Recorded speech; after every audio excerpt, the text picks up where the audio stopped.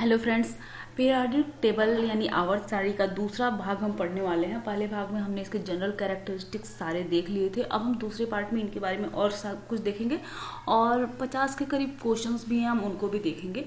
तो चलते हैं, इसको देखते हैं हम। और देखो, अगर हम पीरियोडिक टेबल की बात करें तो इसमें हज़ारों क्वेश्चंस बन सकते हैं क्योंकि बहुत ही लंबा होता है। लेकिन हम सिर्फ जनरल पॉइंट ऑफ व्यू से ही देखेंगे क्योंकि जो क्वेश्चंस बनेंगे ना, वे लगभग जनरल पॉइंट ऑफ व्यू के ही बनने चाहिए। जो भी एक से एक आध क्वेश्चन बनेंगे तो जनरल के ही क्वेश्चन बनेंगे, जो थोड़े से ट्रिकी हो सकते हैं। तो वो सब कैसे क्वेश्चन बनेंगे उनके बारे में हम बात करेंगे। तो चलो हम शुरुआत करते हैं पीरियोडिक टेबल की। यह जो पीरियोडिक टेबल है ना, तो जो मेंडलीफ ने पीरियोडिक टेबल बनाया था, उस पीरियोडिक टेबल की कुछ खास बातें जो हम पहले वीडियो में डिस्कस कर चुके हैं। एक चीज मैंने छोड़ी थी, वो कि इनके तिर्यक गुण मिलते हैं। जैसे जो दूसरा और तीसरा आवर्त है ना, दूसरा और तीसरा आवर्त, इसमें तिर्यक गुण मिलते हैं। जैसे कि लिथियम का गुण मैग्नीशियम से मिलता है, बेरिलियम का एल्युमिनियम से, बोरान का सिलिकॉन से, कार्बन का फास्फोरस से, नाइट्रोजन का सल्फर से और ऑक्सीजन के क्लोरीन से। ऐसे इनके तिर्यक गुण मिलते हैं। ठीक, तो ये चीज आप ध्यान में रखिएगा। लिथियम, मैग्नीशियम और बेरिलियम, एल्युमिनियम, ये चीजें अक्सर पूछी जाती हैं, और बोरान, सिलिकॉन। ठीक है, तो इन चीजों को आप याद रखिएगा। लिथियम की मैग्नीशियम से, बेरिलियम के एल्युमिनियम से कुछ गुण मैच होते हैं, इनको कहते हैं तिर्यक गुणों का मिलना। आगे बढ़ते हैं अब हम। इसी के आधार पर जब पीरियोडिक टेबल बनाया गया, लॉन्ग फॉर्म पीरियोडिक टेबल, जब इनको 18 ग्रुपों में बांटा गया। जैसे जब मेंडलीफ का पीरियोडिक टेबल था तो क्या था, उसमें सिर्फ 9 ही ग्रुप थे। लेकिन बाद में जब लॉन्ग फॉर्म में पीरियोडिक टेबल बनाया गया, उन्होंने कुछ जो जगह छोड़ी थी, उन जगहों को भरने के बाद और सभी का पता चलने के बाद जो बनाया गया पीरियोडिक टेबल, तो उसमें 18 ग्रुप थे। ठीक है, 7 आवर्त, 18 ग्रुप। और इनमें जो तत्वों की संख्या है हर आवर्त में, वह एक निश्चित तत्व है हर आवर्त में। जैसे देखो, आवर्त अगर एक की बात करें तो 2 तत्व हैं, हाइड्रोजन और हीलियम। ठीक, ये चीजें याद रख लेना। ये चीजें बस याद रख लोगे ना, तो इलेक्ट्रॉनिक कॉन्फ़िगरेशन जो इसका होता है, इलेक्ट्रॉनिक विन्यास, वह आपका याद हो जाएगा। दूसरे में होती हैं 8, तीसरे में भी 8 तत्व होते हैं, चौथे में 18 हो जाएंगे। ठीक, पांचवें में भी 18 हो जाते हैं। उसके बाद जब हम छठवें की बात करते हैं तो हम यहाँ पर देखते हैं, देखो 56, यह देख लो, बैरियम, इसका परमाणु क्रमांक क्या है, 56 है, और ल्यूथेरियम इसका 71 है। तो यहाँ से दोनों के बीच के जो 14 तत्व हैं, वहाँ उनको F ब्लॉक में रखा गया है। ठीक, यहाँ पर A D block, A H block, S block हो गया। ठीक, एस, इसमें जो पहला और दूसरा ग्रुप आता है। तीसरे से लेकर 12वें तक का ग्रुप है डी ब्लॉक, 13वें से लेकर 18वें तक का है पी ब्लॉक, और जो नीचे के 2 ब्लॉक हैं, यहाँ पर आप देख रहे हो, ये है एफ ब्लॉक। ठीक है, इसमें 6वें और 7वें जो आवर्त है, उनके जो तत्व है, 14 तत्वों को नीचे रख दिया गया है। यह रेयर अर्थ मेटल होते हैं। रेयर अर्थ मेटल की मतलब इन्हें हम ऐसे नहीं पा सकते हैं, धरती पर ये नहीं पाए जाएंगे। और जैसे अगर हम बात करें यूरेनियम, यहाँ पर देख रहे हो 92 है यूरेनियम। यूरेनियम के बाद के जितने भी तत्व हैं, वे सभी बनाए जाते हैं प्रयोगशाला में। ठीक, तो इनको ट्रांस यूरेनियम कहा जाता है। तो यहाँ पर हम देख रहे हैं, तो यहाँ पर देखो, पहले आवर्त में 2, दूसरे और तीसरे में 8, चौथे और पांचवें में हो गए 18 तत्व, और उसके बाद होते हैं 32। ठीक, 18 और 14 को जोड़ लो तो कितने होंगे, 32। नीचे 14 होते हैं और ये 32। तो इसको याद कर लो, 2, 8, 18, 32 याद ही होंगे आपको ये। ठीक, अब ए वाले तत्व जो होते हैं, रेयर अर्थ मेटल जो होते हैं, इसमें एफ ब्लॉक के तत्व, ऊपर वाले जो तत्व होते हैं 14, उनको कहते हैं लैंथेनाइट, और नीचे वाले जो तत्व होते हैं उनको कहते हैं एक्टिनाइट। ठीक, नेक्स्ट आगे बढ़ते हैं। इनके जो कैरेक्टर्स थे उनको अब हम आपको बता चुके हैं लास्ट वीडियो में, तो इनको आप याद कर लो, क्योंकि इन्हीं के आधार पर सारे क्वेश्चन आपको सॉल्व करने में इजी हो जाएंगे। जो आपको नहीं समझ में आएंगे, कुछ नहीं पता होगा, तो भी आप इनके आधार पर सारे क्वेश्चन को सॉल्व कर सकते हो। तो चलो आगे बढ़ते हैं। देखो, अब हम पढ़ने वाले हैं एस ब्लॉक के एलिमेंट्स के बारे में। एस ब्लॉक के एलिमेंट्स को मैं आपको इसलिए बता रही हूँ क्योंकि सबसे पहला यही है, एस ब्लॉक है सबसे पहला। और ये सभी धातु होते हैं, बहुत ही नरम धातु होते हैं, मतलब बहुत ही मुलायम होते हैं, चमकदार होते हैं, और इतने मुलायम होते हैं कि इनको चाकू से भी काटा जा सकता है। जैसे कि sodium, lithium, potassium, rubidium, caesium, francium, beryllium, ठीक है, मैग्नीशियम, कैल्शियम, स्ट्रोंटियम, बैरियम और रेडियम इसमें आते हैं। और इन सब को इतने मतलब मुलायम है कि चाकू से काटा जा सकता है। और इतने मुलायम क्यों है, क्वेश्चन ये बनता है कि एस ब्लॉक के जो एलिमेंट्स हैं वह इतने मुलायम क्यों हैं। तो इनके मुलायम होने की वजह यह है कि इनके बीच का जो धात्विक बंध है ना, वह धात्विक बंध बहुत ही कमजोर होता है, इस वजह से यह बहुत ही मुलायम होते हैं। ठीक है, इनको कहते हैं एल्केलाइन मेटल, मतलब क्षारीय धातुएं ये होती हैं। पहले जो एस ब्लॉक में 2 ग्रुप हैं, पहला ग्रुप होता है एल्केलाइन मेटल का यानी क्षारीय धातुएं, और दूसरा ग्रुप होता है क्षारीय मृदा धातुएं। ठीक है, इनके कुछ के बारे में पूछा जाता है कि उनकी खास बात क्या है। तो जैसे कि अगर पूछा जाए सबसे हल्का तत्व कौन सा है, सबसे हल्का तत्व तो हाइड्रोजन सबसे हल्का तत्व होता है। ठीक, सबसे सक्रिय तत्व कौन सा है, मतलब जो किसी से भी जाके जुड़ने के लिए तैयार होता है, तो इनमें सबसे सक्रिय तत्व होता है सोडियम। ठीक, और अन्य क्षार धातुओं से अधिक क्षारीय और सबसे हल्का जो मेटल होता है, जो धातु सबसे हल्की अगर धातु की बात करें तो वो होता है लिथियम। सबसे हल्का तत्व, सभी तत्वों में सबसे हल्का तत्व कौन सा होगा, हाइड्रोजन होगा। और सबसे हल्की धातु की अगर बात की जाए तो वो होती है लिथियम। ठीक है, और सबसे ज्यादा क्षारीय भी यही होती है। दूसरी बात करें सबसे सक्रिय तत्व की, तो वह होता है सोडियम, किसी से भी जाके जुड़ सकता है और बहुत ही तेजी से जुड़ता है। उसके बाद सबसे ज्यादा सक्रिय धातु जो होती है वो होती है पोटेशियम। अब इनको याद करने का तरीका तो आपको पता ही होगा, हलीना की रब से फरियाद, इनको आप एल्कलाइन मेटल को याद करने का यूज होता है। इसका तरीका, ये ट्रिक है, हलीना HLINA, हलीना की रब से फरियाद। ठीक, इसको ऐसे आप याद कर सकते हैं। और दूसरे होते हैं एल्केलाइन सॉइल मेटल, जो क्षारीय मृदा धातु है। इनमें क्षारीय मृदा धातुओं में की खास बात क्या होती है कि ये मिट्टी में पाए जाते हैं, क्षार हैं मिट्टी में पाए जाते हैं। और पता है ये कभी भी मुक्तावस्था में नहीं पाए जाएंगे, इनकी सक्रियता इतनी ज्यादा होती है, हमेशा किसी न किसी से जुड़े रहते हैं। अकेले तो आप इनको कहीं देख ही नहीं सकते हो, हमेशा किसी से जुड़े हुए फॉर्म में ही ये मिलेंगे आपको।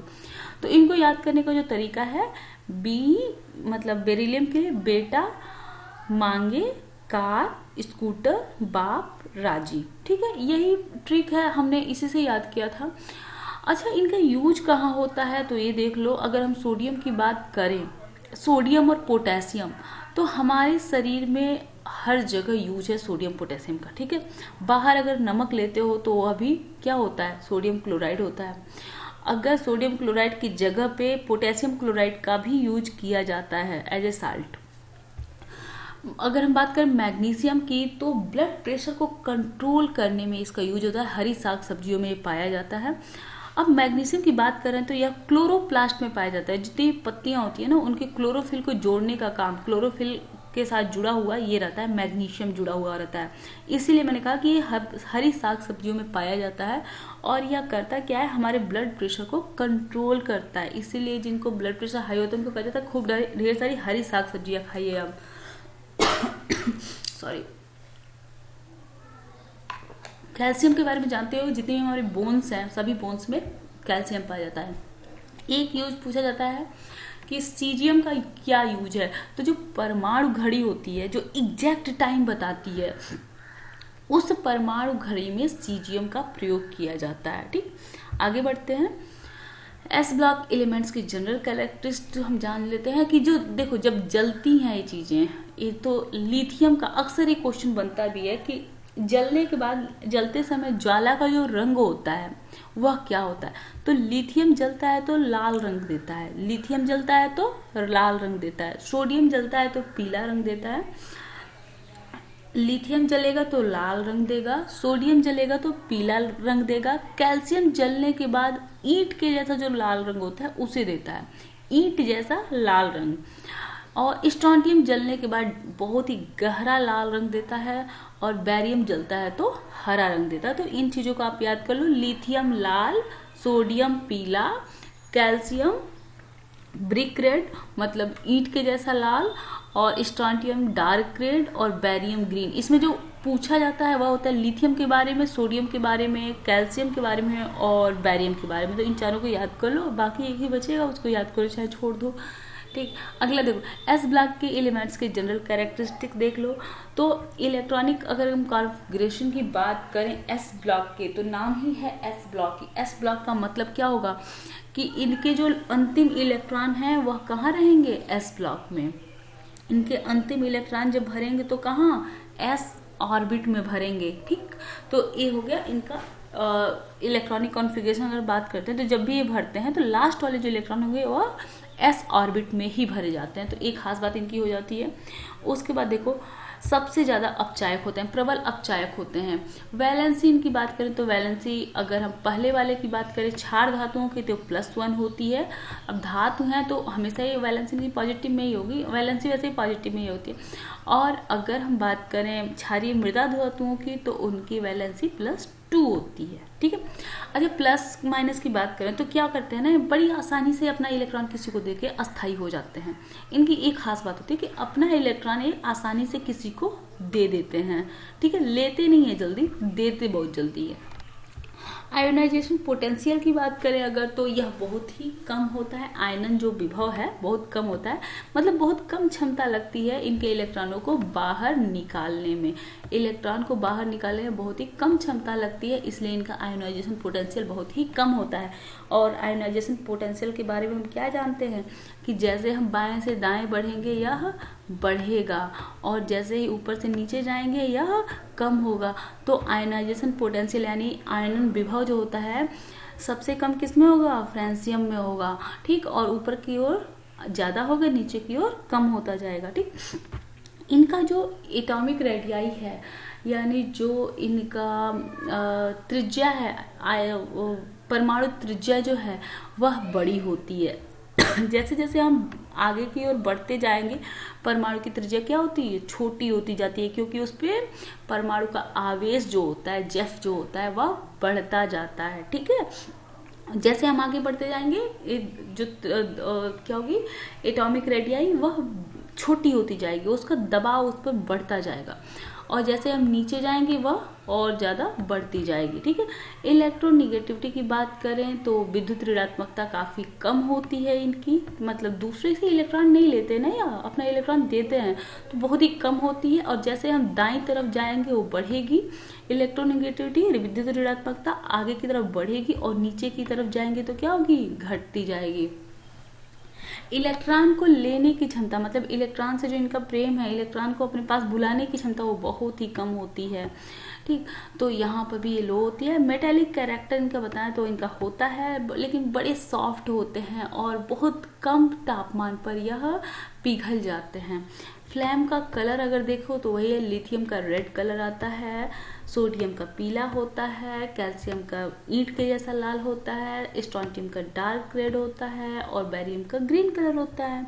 अगला देखो रिडक्शन क्या होता है ना, इनका लिथियम से लेकर सीजियम तक यहाँ पर इनका रिडक्शन ना बहुत तेज होता है, बढ़ता है, क्योंकि आयोनाइजेशन जो की जो एनर्जी होती है वो काफ़ी कम होती है ना, तो जो इनका अपचयन होता है वह ऊपर से नीचे की ओर बढ़ता है। जैसे हम जानते हैं ना ये प्रबल अपचायक होते हैं।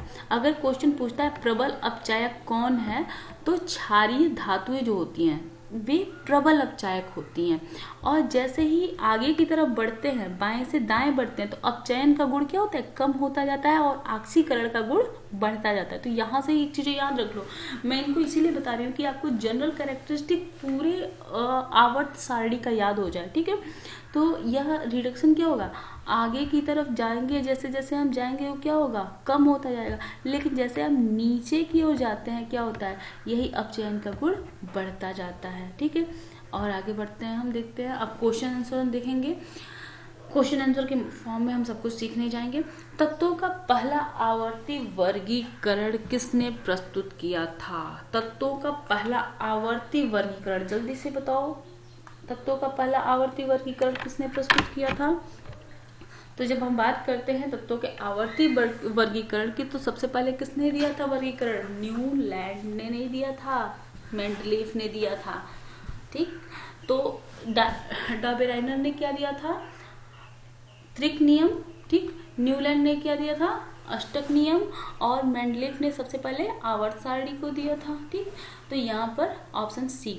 दूसरा क्वेश्चन, तत्वों के गुण उनके किसके आवर्ती फलन होते हैं। तो हम अब जान गए हैं कि तत्वों के गुण किसमें होते हैं, उनके परमाणु क्रमांक में होते हैं। तो इसका ऑप्शन नंबर डी सही होगा। तत्वों के गुण उनके आवर्ती फलन, सब कुछ भूल जाओ, बस इतना याद रखो, तत्वों के गुण उनके परमाणु क्रमांक के आवर्ती फलन है, ठीक है।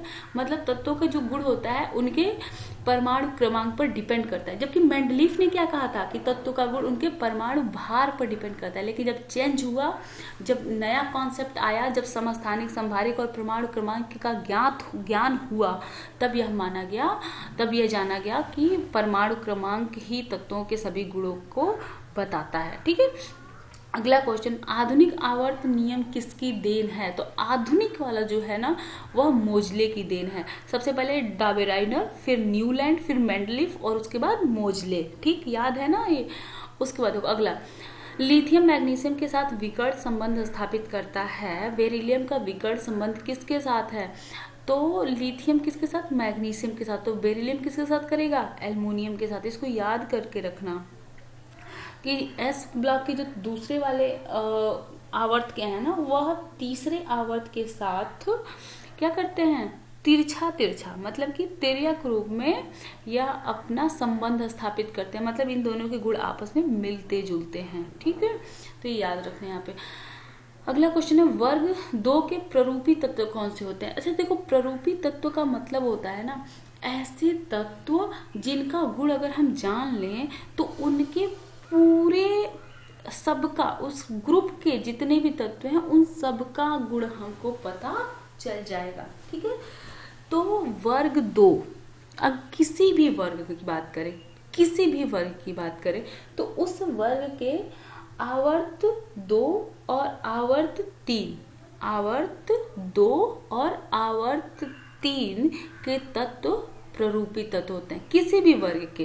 तो यह वर्ग 2 पूछ रहा है, तो वर्ग 2 में क्या होते हैं, बेरिलियम होता है और मैग्नीशियम होता है। बेरिलियम दूसरे आवर्त का है, मैग्नीशियम तीसरे आवर्त का है। तो इसका ऑप्शन नंबर ए सही होगा।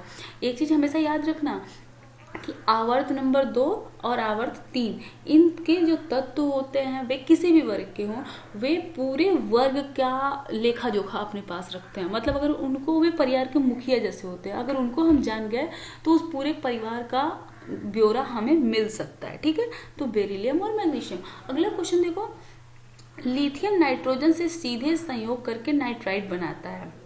लिथियम नाइट्रोजन के साथ संयोग करके नाइट्राइट बनाता है। लिथियम का यह गुण किस तत्व से मिलता है। तो देखो भाई, लिथियम नाइट्रोजन के साथ मिलता है और बनाता है लिथियम नाइट्राइट। ठीक ऐसे ही मैग्नीशियम नाइट्रोजन के साथ मिलता है और मैग्नीशियम नाइट्राइट बनाता है। तो यह इसका किससे मिल रहा है, मैग्नीशियम से, ठीक। इसको तो याद हो जाएंगे क्योंकि तिर्यक गुण है ना। ऑक्साइडों में उभयधर्मी ऑक्साइड कौन सा है। देखो, ऑक्साइड जो होते हैं ना वो 4 तरह के होते हैं, ठीक। ऑक्साइड 4 तरह का, अम्लीय ऑक्साइड होते हैं, क्षारीय ऑक्साइड होते हैं, उभयधर्मी होते हैं और निष्क्रिय ऑक्साइड होते हैं। निष्क्रिय ऑक्साइड मतलब तो इस तरह से 4 तरह के ऑक्साइड होते हैं। अब इसमें एक चीज़ जानो कि जितना जो भी यह है ना, एल्युमिनियम, टीन और एंटीमनी, ये तीनों ही से अगर जो भी ऑक्साइड बनेंगे वे सभी क्या होंगे, उभयधर्मी ऑक्साइड होंगे, ठीक। ये चीज़ याद कर लेना कि जो एल्युमिनियम है, ठीक है, एल्युमिनियम, टीन और एंटीमनी, इनके जो ऑक्साइड बनते हैं वह उभयधर्मी ऑक्साइड होते हैं। तो इनसे बना हुआ ऑक्साइड यहाँ पर कोई दिख रहा है, ये है Al2O3। तो यह कैसा ऑक्साइड हो गया, उभयधर्मी ऑक्साइड। अगला क्वेश्चन देखते हैं, निम्न धातु कार्बन। अच्छा, उभयधर्मी ऑक्साइड क्या होते हैं ये भी जान लो। उभयधर्मी ऑक्साइड वे होते हैं जो क्षार के साथ अम्ल जैसा बिहेव करते हैं, अम्ल के साथ क्षार जैसा बिहेव करते हैं, तो वे कहलाते हैं उभयधर्मी ऑक्साइड। अगला क्वेश्चन देखो, निम्न धातु कार्बोनेटों को गर्म करने पर, नीचे जो धातु कार्बोनेट दिए गए हैं इनको गर्म करने पर उस धातु के ऑक्साइड और कार्बन डाइऑक्साइड में अपघटित हो जाते हैं। कौन से ऐसे धातु हैं जो कि गर्म करने पर धातु ऑक्साइड और कार्बन डाइऑक्साइड में चेंज हो जाते हैं। तो इसका आंसर आपका होगा लिथियम और सोडियम। ठीक है, नहीं लिथियम और सोडियम नहीं होना चाहिए, लिथियम और मैग्नीशियम। हाँ, क्योंकि इन दोनों के, लिथियम और मैग्नीशियम के गुण आपस में मिलते हैं ना, क्योंकि तिर्यक गुण है, आपस में मिलते हैं। तो इसका आंसर होगा लिथियम और मैग्नीशियम के जो कार्बोनेट होते हैं वह गर्म करने पर लिथियम और मैग्नीशियम के ऑक्साइड और कार्बन डाइऑक्साइड में अपघटित हो जाते हैं। तो इसका ऑप्शन नंबर सी होगा। अगला क्वेश्चन देखते हैं, आवर्त सारणी में कौन से आवर्त के तत्व प्ररूपी तत्व कहलाते हैं। तो मैंने क्या कहा था, किसी भी वर्ग के अगर आवर्त नंबर 2 और आवर्त नंबर 3 के जो तत्व होते हैं वे क्या होते हैं, प्ररूपी तत्व होते हैं। तो इसका ऑप्शन नंबर 2 सही, ऑप्शन नंबर बी सही होगा। अगला क्वेश्चन देखिए, परमाणु क्रमांक 21 के तत्वों का आवर्त सारणी में क्या स्थान है। परमाणु क्रमांक 21 पूछ रहा है। तो मैंने आपको बताया था पहले ही, आप जब चेंज करोगे तो क्या करोगे, यहाँ पर देखो 21 को सबसे पहले क्या करो, बांट लो। इसको बांटोगे तो क्या आएगा, 2 8, ठीक है, 8 10 हो गया, 10 8 18, बचे कितने, 19 20 21, 3 और बचे ना। तो इनको ऐसे 3 नोट करो। अब ये किस वर्ग के होंगे, ये 3 तो एक पहले आवर्त का हो गया, यह दूसरे आवर्त में खत्म, यह तीसरे आवर्त में खत्म, और इसका मतलब ये 3 जो है, इसका मतलब ये कहाँ जाएगा, चौथे आवर्त में जाएगा। ठीक है, तो आवर्त चौथा होगा। तो या तो बी वाला ऑप्शन सही होगा या फिर सी वाला ऑप्शन सही होगा। तीसरा ए और डी तो गलत हो गया। अब इसके बाद देखो इनकी संख्या कितनी है, 3 है ना, तो वर्ग कौन सा हो जाएगा, तीसरे वर्ग में चले जाएंगे। ठीक, आगे समझ में, आपको समझ में तो आया है ना। देखो ये सबसे सिंपल होता है जब सिर्फ कुछ ज्यादा न दिया हो, 21 ही सिर्फ ऐसा दिया है परमाणु क्रमांक और तत्व का आवर्त सारणी में स्थान पूछ रहा है, तो क्या करेंगे, इनको सबसे पहले इसमें डिवाइड करेंगे। यही तो एक क्रम है ना, 2 8 8 18 18 32 32 सातों हो गए आवर्त। तो अब बांटेंगे तो पहले 2 8 8, ठीक, तो ये हमारे 18 हो गए। उसके बाद बचे कितने, 3 बचे। तो 3 कहाँ होंगे, चौथे आवर्त में होंगे। ठीक, ये 3 आवर्त तो खत्म हो गया है, तो चौथे आवर्त में 3 जाएगा। और वर्ग कौन सा होगा, तो 3 ही दिया है, तो तीसरा, पहला दूसरा और तीसरा वर्ग हो जाएगा। और ये जो तीसरा वर्ग होता है ये कहाँ पे आएगा, तो एस में 2 वर्ग हो जाते हैं, एस में 2 वर्ग हो जाते हैं, और तीसरा वर्ग कहाँ पे आता है, डी में आ जाता है। चौथे आवर्त से ही डी ब्लॉक शुरू होता है, यह भी याद रखना है। यहाँ से कुछ चीजें याद रख लेना, अपने माइंड में सेट करके बैठ जाओ। ये तो एक और चीज है, परेशान करना। अगला क्वेश्चन, परमाणु क्रमांक 25 का तत्व। अब देखो एक क्वेश्चन पूछ रहा है कि परमाणु क्रमांक 25 है, तो इसका तत्व आवर्त सारणी के किस ब्लॉक में और किस आवर्त में स्थित होगा। तो अब हमें नहीं पता कि वह तत्व कौन सा है। मान लो अगर ऐसा हो कि हमें नहीं पता है कि वह तत्व कौन सा है, तब हम क्या करेंगे, सबसे पहले 25 को डिवाइड करेंगे। 25 को डिवाइड करेंगे तो क्या होगा, पहले 2 8 8 हमने इतना कर लिया। अब बचे कितने, 18, तो ये हो गए हमारे, मतलब 3 आवर्त खत्म हो गए। उसके बाद 18 और 7 होता है 25। ठीक, तो चौथे आवर्त में कितना होगा, 7। चौथे आवर्त में कितने तत्व हो गए, मतलब चौथे आवर्त में जब ये गया तो कितने हो गए, 7। ठीक है, तो 7 इलेक्ट्रॉन बचे हैं चौथे आवर्त के लिए। तो पहले तो देख लो भैया इनका आवर्त, आवर्त हमेशा होगा चौथा। ठीक, तो ए वाला दोनों गलत हो गया। इसमें अब इन दोनों में कोई हो सकता है, ए और सी में से। तो आवर्त हो गया चौथा, और ए है इलेक्ट्रॉन 7, तो वर्ग क्या होगा, 7वां वर्ग हो जाएगा। इलेक्ट्रॉन है 7, तो वर्ग हो गया 7वां। और इसके बाद चौथे आवर्त से मैंने बताया कि डी ब्लॉक शुरू हो जाता है। जब डी ब्लॉक शुरू हो गया है तो पहला और दूसरा हो जाएगा एस ब्लॉक में, बचे 5। तो यह 5 किस में होंगे, 5 इलेक्ट्रॉन किस में जाएंगे, डी ब्लॉक में। ठीक है, एस के 2 भर जाएंगे, उसके बाद 5 इलेक्ट्रॉन कहाँ जाएंगे, पहले डी ब्लॉक में जाएंगे। तो इसका ऑप्शन कौन सा होगा, सी, डी ब्लॉक आवर्त 4 वर्ग 7। आगे समझ में, आई होप आप इसको समझ गए होगे बेहतर तरीके से।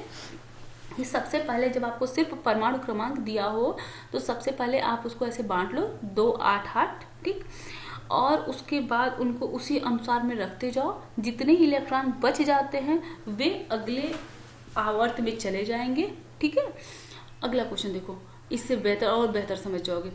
तत्व ए बी सी डी के परमाणु क्रमांक क्रमशः 35 40 50 और 55 है। इन तत्वों में संक्रमण तत्व कौन सा है? ठीक है, 35 है। पहला हम लेते हैं 35 वाला।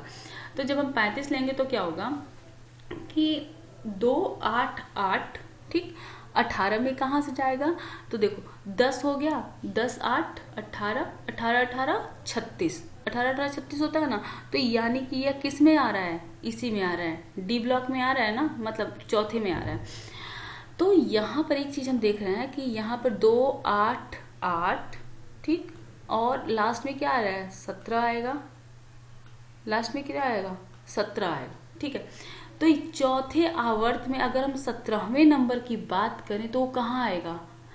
चौथे आवर्त में अगर हम 17वें नंबर की बात करें तो एस से शुरू होता है और जहां लास्ट में नोबेल गैस होती है वह 18वां होता है ना, याद है ना। एस से 1 होता है और नोबेल गैस 18वें पे खत्म हो जाती है, तो ये यहाँ पर 17वां है, ठीक, 17 नंबर पे आ रहा है। तो जब 17 नंबर पे चौथे ब्लॉक में आ रहा है तो ये कौन सा है? पी ब्लॉक हुआ। पी ब्लॉक हुआ ना। चौथे आवर्त में 17वां नंबर अगर कोई किसी परमाणु का है तो वह कौन सा किस ब्लॉक में जाएगा? पी ब्लॉक में जाएगा। तो ये तो 35 वाला तो बिल्कुल नहीं होगा डी ब्लॉक का, यह पी ब्लॉक का हो गया। अब देखो 40 का देख लो, तो यह 40 का क्या होगा? यहाँ पे 36 खत्म हो गया चौथे आवर्त में। अब हम किस में आ गए हैं? 5वें वाले आवर्त में। तो यहाँ पर 36 खत्म हो गया, 4 बचा था, तो 4 बचा तो 18वें आवर्त में, मतलब 5वें आवर्त में क्या होगा? इस 5 वाले में 18 है ना, तो 5 होगा, मतलब 4 बचा, तो 2 एस ग्रुप में चले जाएंगे और 2 बचे, तो यह 2 कहाँ होंगे? डी ब्लॉक में। तो यह वाला जो होगा, मतलब जो 40 होगा, जो भी तत्व हो, हमें तत्व नहीं पता है, लेकिन 40 जिसका भी परमाणु क्रमांक है वह कहाँ होगा? डी ब्लॉक में होगा, ठीक है। और डी ब्लॉक में कौन सा आवर्त होगा उसका? 5वां आवर्त। यहां से समझ में आ गया, 5वां आवर्त और डी ब्लॉक। ठीक ऐसे ही अगर ये 50 होता तो क्या होता? 36 यहाँ पे खत्म हो गया था, ठीक है, और 36 10 10 36 10 46 और 4 14, ठीक है, 14 यहाँ पे। तो 5वें ब्लॉक में अगर हम जाते तो 14वें नंबर का, 5वें ब्लॉक में 14वें नंबर पे हम जाएंगे। तो 14वें नंबर पे हम जाएंगे तो हम जानते हैं कि 2 होते हैं एस में, एस जो ग्रुप होता है, एस ग्रुप जो पूरा एस ब्लॉक है, इसमें 2 होंगे। और उसके बाद 10, मतलब अगर हम पूरे की बात करें तो पूरे 18 होते हैं ना आवर्त में। कितने वो ग्रुप जो होते हैं लंबाई में, वह कितने होते हैं? 18 ग्रुप होते हैं। तो 18 में अगर 14 नंबर पे जो आएगा वह कहाँ होगा? पी वाले में होगा, क्योंकि पी में 6 होते हैं, लास्ट में 2 होते हैं एस में। अगर एस की बात करें, अगर हम ऐसे इसको डिवाइड करते हैं, 1 मिनट हम पीछे चलें क्या? थोड़ा सा पीछे चलते हैं, जल्दी आसानी से समझ जाओगे। एक सेकंड, हाँ देखो यहाँ पर देखो, यहाँ पर ऊपर पहले आवर्त में 2 हैं, दूसरे आवर्त में 8 हैं, तीसरे आवर्त में भी 8 होते हैं, चौथे आवर्त में देखो तो 2 होते हैं एस ब्लॉक के, 10 होते हैं डी ब्लॉक के, और 10 2 12 हो गए, और 12 के बाद जो होंगे 6 वे होते हैं पी ब्लॉक के एलिमेंट, ठीक है। तो जब हमने कहा था कि कोई अगर ऐसा है जिसमें 40 है तो वह कहाँ जाएगा? तो 2 8 8, ठीक, तो 2 8 8, तो 3 ब्लॉक खत्म हो गया और ये 18 हो गया। उसके बाद चौथे ब्लॉक में 36 खत्म हो गए, ठीक है, 36 हो गया। फिर बचे कितने हमारे पास? 4, 36 4 40 हो गया। तो कोई ऐसा तत्व जिसका परमाणु क्रमांक 40 है वह कहाँ जाएगा? तो 36 तो ऊपर खत्म हो गए, तो कहाँ गया? 5वें ब्लॉक में। 5वें ब्लॉक में वो आया तो कहाँ गया? 5वें आवर्त में आया तो कहाँ गया वह? 1 2 3 और 4, ये देखो 40 है जर्मेनियम का, दिख गया ना, ऐसे समझ लो। ठीक, ऐसे ही 50 की बात हमने कही थी, तो 36 तो खत्म हो गया 4 आवर्त में, 36 खत्म हो गया, बचे कितने? 14। तो जब 14 बचे तो हम आगे बढ़ेंगे 14 के लिए। तो एस में 2 खत्म हो गया, डी में 10 खत्म हो गया, 12 खत्म हो गया, 2 बचा आगे, तो पी में गया, पी में 2 अगर हम आगे बढ़ते हैं तो ये देखो 50, ठीक है, टीन 50 किसका है? टीन का है, और ये कहाँ पे है? पी ब्लॉक में। आया समझ में? आई होप आप इसको बहुत बेहतर तरीके से समझ गए होगे। तो अगर आपको कुछ नहीं पता हो, याद नहीं हो, कभी कभी ऐसा होता है एग्जाम में बहुत ज़्यादा प्रेशर होता है, भूल सकते हो, तो उस समय आप इसका प्रयोग कर सकते हो। ठीक ऐसे अगर हम 55 की भी बात करेंगे तो वो कहाँ जाएगा, एस ब्लॉक में चला जाएगा लगभग, हमें जहाँ तक लगता है। क्योंकि देखो यहाँ तक आ गया 18 18 36 18 54, ठीक है, ये भी 8 8 16 2 18 हो गया ना, तो 18 18 36 18 54, तो 54 के बाद एक बच रहा है 55, तो वो कहाँ जाएगा, एस ब्लॉक में चला जाएगा। तो सिर्फ आप इतने याद कर लो ना, थोड़े इजी वे में आप काम कर सकते हो। अब अगला क्वेश्चन देखो, तो यहाँ पर ऑप्शन कौन सा सही होगा, बी वाला, ये 40 सही होगा ना, तो बी सही होगा। ठीक, अगला क्वेश्चन देखो, दीर्घाकार आवर्त सारणी में तत्वों को कितने खड़े कॉलम में रखा गया, तो इजी है, 18 में रखा गया है, 18 खड़े कॉलम है। और अगर हम बड़े कॉलम की बात करें या आवर्त की बात करें तो आवर्त कितने हैं, 7 हैं। अगला, दीर्घाकार आवर्त सारणी तत्वों के किस लक्षण पर आधारित है, तो है इनके इलेक्ट्रॉनिक विन्यास पर आधारित है। अगला क्वेश्चन, यह बहुत ज्यादा समझने की जरूरत है, इसको समझ लो। हैलोजनों की आक्सीकारक क्षमता बढ़ने का क्रम क्या है, तो हमने क्या जाना था कि जो अपचयन की क्षमता है, अपचयन की क्षमता, अपचयन आक्सीकरण एक दूसरे के अपोजिट होते हैं, तो बस अगर आप अपचयन याद कर लेते हो तो आक्सीकरण याद हो जाएगा। अपचयन की क्षमता क्या होती है, आगे बढ़ने पर कम होती है, और आक्सीकरण की क्षमता आगे बढ़ने पर बढ़ती है। ठीक है, अपचयन की क्षमता आगे बढ़ने पर कम होती है और ऑक्सीकरण की क्षमता आगे बढ़ने पर बढ़ती है। तो मतलब जितने भी पी ब्लॉक के तत्व होते हैं वो एस ब्लॉक की तुलना में ज्यादा ऑक्सीकारक होते हैं। ठीक है, एक चीज हमने पता की, लेकिन ऑक्सीकरण जो होता है वह नीचे जाने पर क्या होगा, कम होगा। नीचे जाने पर ऑक्सीकरण क्या होगा, कम होगा।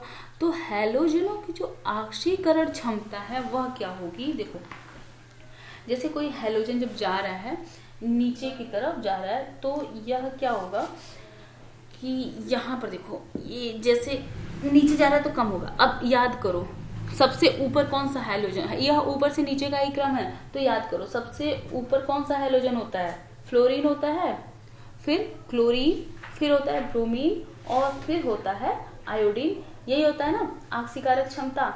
तो देखो सबसे कम ऑक्सीकारक क्षमता किसकी होगी, आयोडीन की होगी। ठीक, आयोडीन की ऑक्सीकारक, क्योंकि नीचे जाने पर क्या हो रहा है, ऑक्सीकरण की क्षमता कम होती है, तो सबसे कम ऑक्सीकरण की क्षमता किसकी होगी, आयोडीन की होगी। उसके बाद किसकी होगी, ब्रोमीन की होगी। उसके बाद किसकी होगी, क्लोरीन की होगी। और क्लोरीन के बाद किसकी होगी, फ्लोरीन की होगी। यह होगी ऑक्सीकरण क्षमता। तो जो ऑक्सीकरण क्षमता बढ़ने का क्रम है वह क्या होगा, यही होगा ना। समझ में आ गया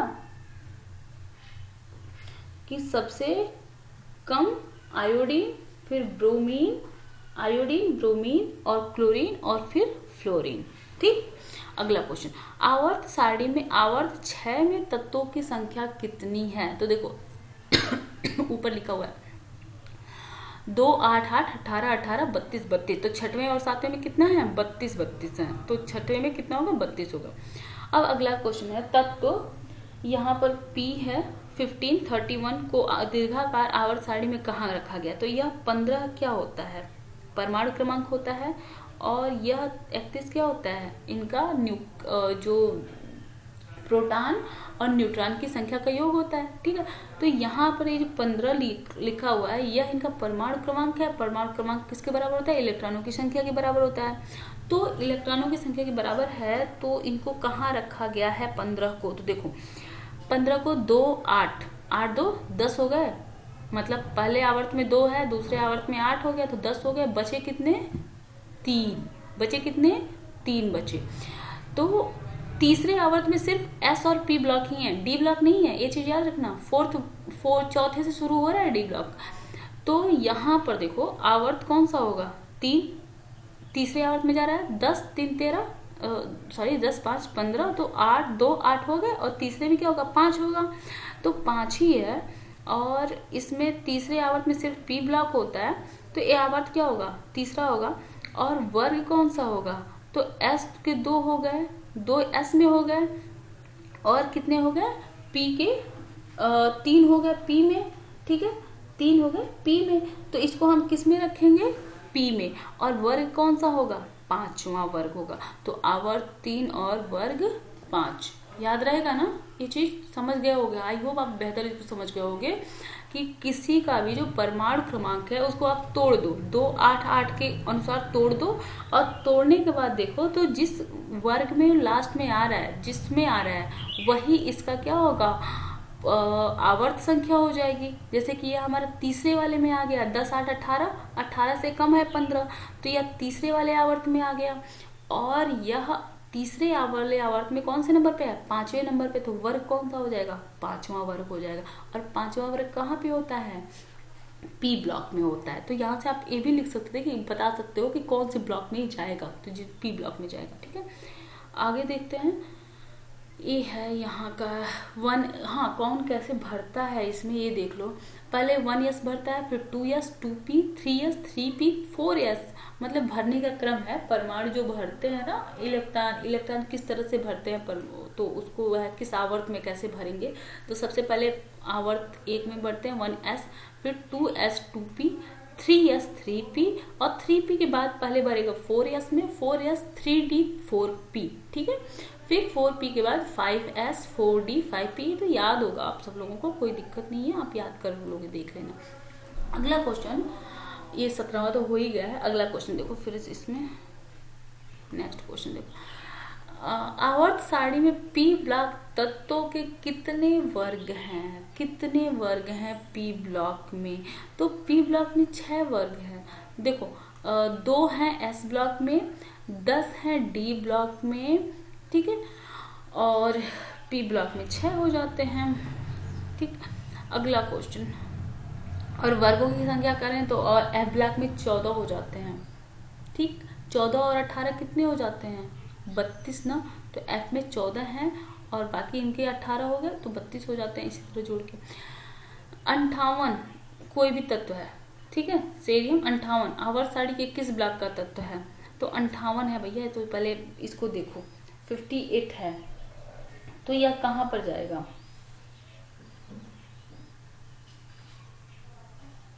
इसको तोड़ो पहले, 2 8 8 18 18 32 32, इसमें तोड़ो, तो ये कहां पर जा रहा है, 18 18 36, 18 3 54, ठीक, 18, देखो ऐसे तोड़ते हैं इसको, 2 8 8 18 18, ठीक। तो यह 10 8 18, यह 18 और यह 18 18 18 36 18 54, ठीक है। तो 1 2 3 4 5 ब्लॉक तो ऐसे खत्म हो गए। अब आ गया 6वां ब्लॉक। 6वें ब्लॉक में ये जाएगा, ठीक, 6वें ब्लॉक में जा रहा है, या इसके पहले तो जाएगा नहीं।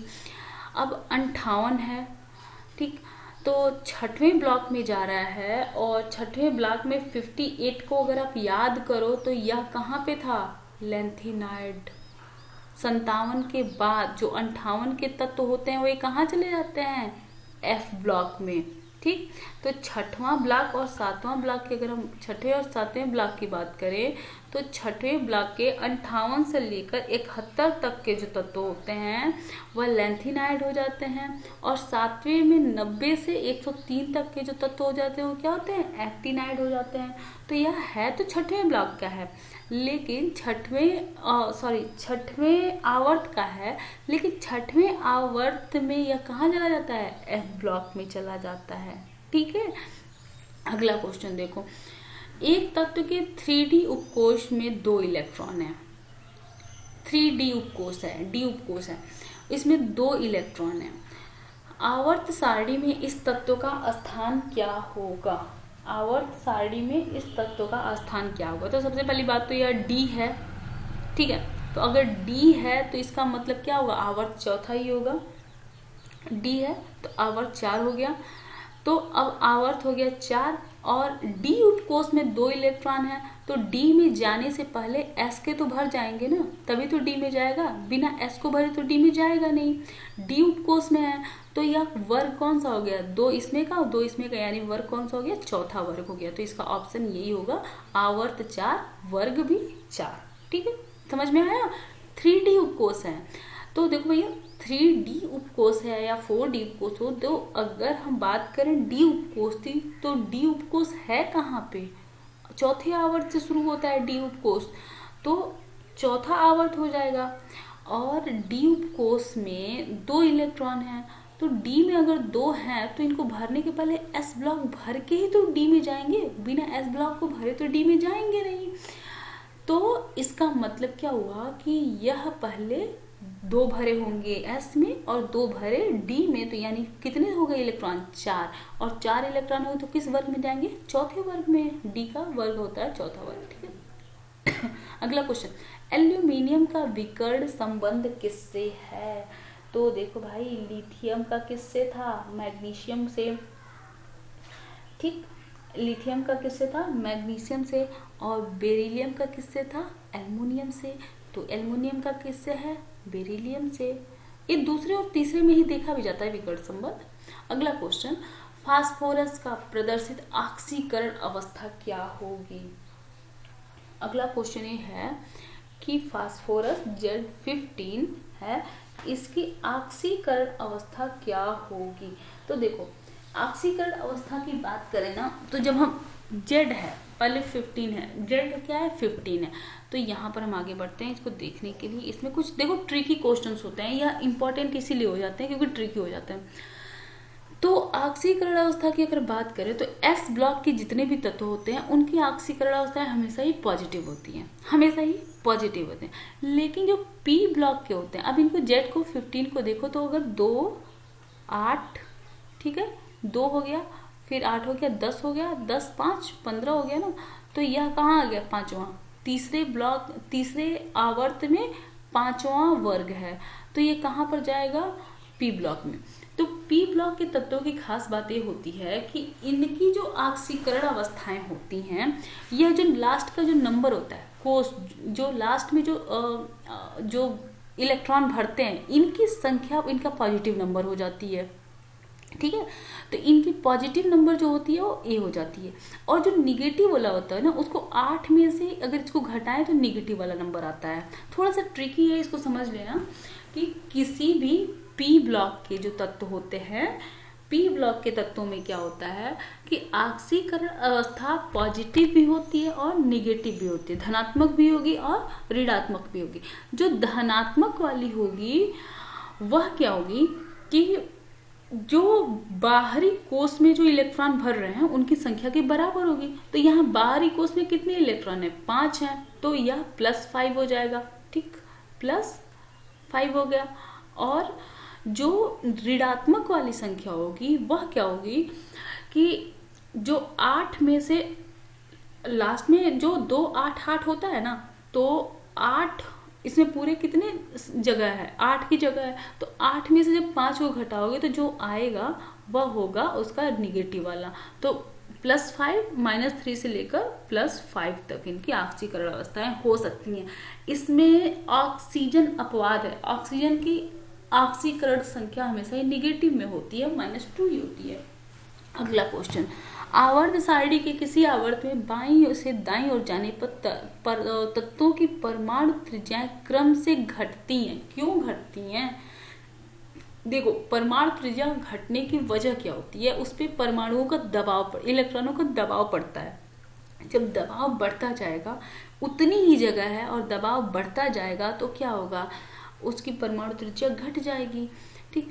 तो यह इसका ऑप्शन नंबर 3 होगा, प्रभावी नाभिकीय आवेश। जो मतलब दबाव बढ़ना होता है ना, उसी को कहते हैं प्रभावी नाभिकीय आवेश। इसको समटाइम्स लिखते हैं जेफ, ZEFF। तो प्रभावी नाभिकीय आवेश की वजह से परमाणु त्रिज्याएं क्रम से घटती हैं, इसी को कहते हैं इलेक्ट्रॉनों का दबाव। अगला क्वेश्चन, निम्न में से कौन सा हाइड्रोक्साइड सबसे प्रबल क्षारक है? मैं बहुत धीरे धीरे बता रही हूँ कि आप समझ जाओ, ठीक है, वरना मैं स्पीड से बता सकती थी, लेकिन मैं धीरे धीरे इसलिए बता रही हूँ कि आप समझ जाओ। निम्नलिखित में से कौन सा हाइड्रोक्साइड सबसे प्रबल क्षारक है? अच्छा, अब क्षार की बात हो रही है तो एक चीज तो याद ही होगा, प्रबल क्षार कौन से होते हैं? जो S ब्लॉक के तत्व हैं वे प्रबल क्षार होते हैं। और ये क्षारकता क्या होती है? आगे की ओर बढ़ेंगे तो घटेगी और नीचे की ओर बढ़ेंगे तो बढ़ेगी, ठीक है। तो हम नीचे की ओर अगर बढ़ेंगे तो क्षारकता बढ़ेगी। अब इसमें से देखो तो यह क्या है, चारों के चारों एस ब्लॉक के ही हैं। अब अगर हम, और चारों एस ब्लॉक के हैं, और एक खास बात इनकी और भी है कि ये सब के सब क्या हैं, यहाँ क्षारीय मृदा धातुएं हैं। बैरियम, स्ट्रोंटियम, कैल्शियम और मैग्नीशियम सब के सब क्या हैं, क्षारीय मृदा धातुएं हैं। तो यहाँ पर जो सबसे नीचे वाला होगा वह सबसे प्रबल क्षार होगा। तो सबसे नीचे कौन होता है, कैल्शियम, मैग्नीशियम, स्ट्रोंटियम और बैरियम। सबसे नीचे कौन होता है, बैरियम। तो यह सबसे प्रबल क्षार होगा, ऑप्शन नंबर 1 सही होगा। इसी तरह से आप बाकी क्वेश्चन भी कर सकते हो अगर क्वेश्चन आए तो। बस यही मैं आपको समझाने की कोशिश कर रही हूँ, यही क्वेश्चन नहीं आएगा लेकिन इसी तरह के क्वेश्चन आ सकते हैं, तो आप उनको इजीली कर सकते हो। अगला क्वेश्चन, निम्न में से कौन सा ऑक्साइड अम्लीय और क्षारकीय दोनों का ही लक्षण प्रदर्शित करता है। तो अम्ल और क्षार दोनों का जो लक्षण प्रदर्शित करेगा वह क्या होगा, एल्युमिनियम ऑक्साइड। यह क्या होता है, अम्ल का भी गुण प्रदर्शित करता है और क्षार का भी गुण प्रदर्शित करता है। जब आप इसको देखोगे ना पी में, तो यह यहाँ पर ऐसी जगह पे रखा हुआ है। थर्ड ब्लॉक में सबसे पहला, पी ब्लॉक में तीसरे आवर्त में, थर्ड पीरियड में एल्युमिनियम जो है वह सबसे पी ब्लॉक का सबसे पहला तत्व है। तो यहाँ और यहीं से धातु, उपधातु और अधातु तीनों में चेंज भी हो रहा है। तो यह अम्लीयता भी प्रदर्शित करता है और क्षारकता भी प्रदर्शित करता है। ठीक, अगला क्वेश्चन देख लेते हैं। क्लोरीन परमाणु की त्रिज्या फ्लोरीन परमाणु से बड़ी है, इसका क्या कारण है। हाँ देखो भाई, देखो होना क्या चाहिए कि परमाणु की त्रिज्या होनी तो ये चाहिए कि फ्लोरीन की जो परमाणु त्रिज्या है वह क्लोरीन परमाणु की जो परमाणु त्रिज्या है वह फ्लोरीन से बड़ी है। लेकिन ऐसा होता क्या है कि वजह क्या है इसकी, कि क्लोरीन की जो परमाणु है ना वह बाह्य कोश की मुख्य क्वांटम संख्या फ्लोरीन के परमाणु से उच्च होती है। ये सिंपल सा बात है कि जैसे जैसे हम नीचे की तरफ आते हैं तो परमाणु की त्रिज्या क्या होती है, बड़ी होती रहती है। अब क्यों बड़ी होती है, क्योंकि उसमें एक नया कोष जुड़ता जाता है, मुख्य क्वांटम संख्या क्या होती है, वो बढ़ती जाती है। तो इसका ऑप्शन नंबर सी होगा। अगला क्वेश्चन, तत्वों में उच्च आयनन विभव किस तत्व का है। उच्च आयनन विभव सबसे ज्यादा किसको, मतलब कौन सा ऐसा तत्व है जिससे इलेक्ट्रॉन निकालने में सबसे ज्यादा मुश्किल होगी, उसी का आयनन विभव सबसे ज्यादा होगा। तो हीलियम वह तत्व है जिसके बारे में हम जानते हैं कि ये सभी नोबल गैसेज हैं। जो लास्ट के 18वां वर्ग, जिसके बारे में मेंडलीव को नहीं पता था, जब आदमी इनको जोड़ा गया तो कहा गया ये सभी नोबल गैसेज है। इनके सभी अष्टक पूरे होते हैं, जो अंतिम कोष होते हैं ना वे पूरे होते हैं। तो जब पूरा पूरा होगा तो वहां से इलेक्ट्रॉन को निकालना बहुत मुश्किल का काम होता है। तो इसीलिए सबसे उच्चतम आयनन विभव किसका होता है, वह हीलियम का होता है। या कहें कि नोबेल गैसेज जितनी भी हैं इनके आयनन विभव सबसे ज्यादा होते हैं। अगला क्वेश्चन, निम्न में कौन सा उपधातु है। उपधातु तो देखो 6 उपधातुएं हैं, इनको तो आराम से याद कर लो। 6 उपधातुएं हैं, सिलिकॉन, ठीक है, जर्मेनियम, आर्सेनिक, एंटीमनी, टेल्यूरियम और पोलोनियम। ठीक, ये 6 ही है, याद करो। Silicon, germanium, arsenic, antimony, tellurium और पोलोनियम, इन 6 को याद कर लो। ये उपधातुएं हैं और ये सभी पी ब्लॉक में रखी गई हैं। तो यहाँ पर क्या है, जर्मेनियम है ना, तो ये क्या हो गया, उपधातु हो गया। अगला क्वेश्चन है, एक पी ब्लॉक ही है जिसमें धातु भी है, उपधातु भी है और अधातु भी है, तीनों ही हैं। जबकि बाकी में एस, डी और एफ, इसमें क्या है, सिर्फ धातुएं रखी गई हैं। अगला question, OH minus, NH2 minus, CH3 minus और F माइनस की क्षारकता बढ़ने का क्रम क्या है। क्षारकता बढ़ रही है और क्षारकता सबसे ज्यादा किसकी होती है, सबसे ज्यादा क्षार धातुएं कौन सी होती हैं, जो एस ब्लॉक की होती हैं।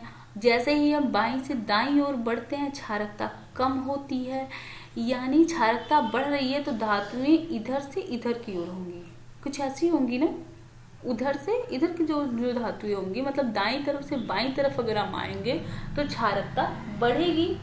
ठीक है, तो यहाँ पर देखो, इधर फ्लोरीन हो गया, ठीक, फ्लोरीन, फ्लोरीन के बाद क्या होता है, सबसे इधर का अगर हम बात करें सबसे दाहिने साइड में, तो सबसे दाहिने साइड में फ्लोरीन ही होता है। तो फ्लोरीन की क्षारकता क्या होगी, कम होनी चाहिए। फ्लोरीन की क्षारकता सबसे कम होनी चाहिए, ठीक। तो सबसे कम क्षारकता कहाँ पे है, फ्लोरीन की, यहाँ पे है। सबसे कम क्षारकता फ्लोरीन की यहाँ पे है, तो ए वाला ऑप्शन हो गया। बाकी दूसरा एक यहाँ भी है, फ्लोरीन की क्षारकता सबसे कम है। उसके बाद सबसे ज्यादा क्षारकता किसकी होगी, जहां सबसे ज्यादा हाइड्रोजन होंगे। हाइड्रोजन कहाँ आता है, एस ब्लॉक का है, और एस ब्लॉक के तत्व सबसे ज्यादा क्षारीय होते हैं। तो जहाँ हाइड्रोजन सबसे ज्यादा होंगे वहाँ क्षारकता सबसे ज्यादा होगी। तो यहाँ पर देखो CH3 सबसे लास्ट में है, और यहाँ पर हाइड्रोजन की 3 मॉलिक्यूल हैं, तो यहाँ पर क्षारकता सबसे ज्यादा होगी। तो ये वाला ऑप्शन सही होगा, 32 का C।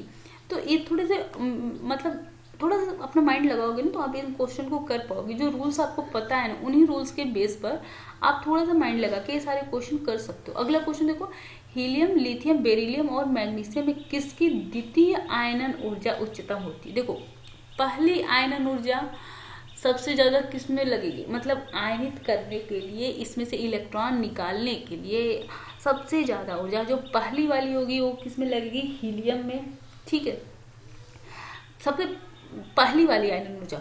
लेकिन ये पूछ रहा है कि दूसरी वाली आयनन ऊर्जा, तो जब दूसरी वाली पूछ रहा है, तो जैसे अगर लिथियम की बात करें, तो लिथियम, बेरिलियम और मैग्नीशियम की बात करते हैं। मैग्नीशियम में कितने इलेक्ट्रॉन होते हैं जो ये दे सकता है, 2 होते हैं। क्षारीय मृदा धातु है ना, तो 2+2 होता है।